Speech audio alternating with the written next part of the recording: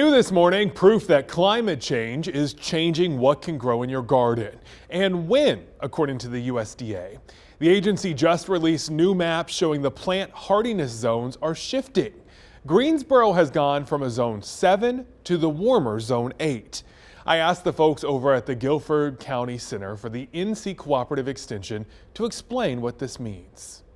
Doesn't mean we can go down to Florida and buy a bunch of palm trees, bring them up here. We're still not growing oranges. We might be able to overwinter lemons a little bit better, but a lot isn't going to be changing. I don't know if I could suggest any new plants. I know that a lot of things that we've been trying, a lot of our hostas that haven't really been taken over quite as well by the cold. Different plants are going to be able to be a little bit more opportunistic.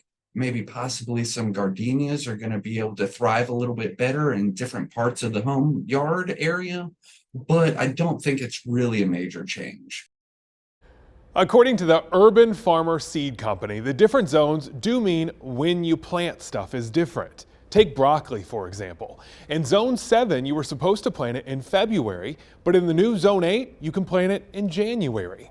If you still have questions about what to plant and when, you can always ask for help at the NC Cooperative Extension or at any greenhouse around town.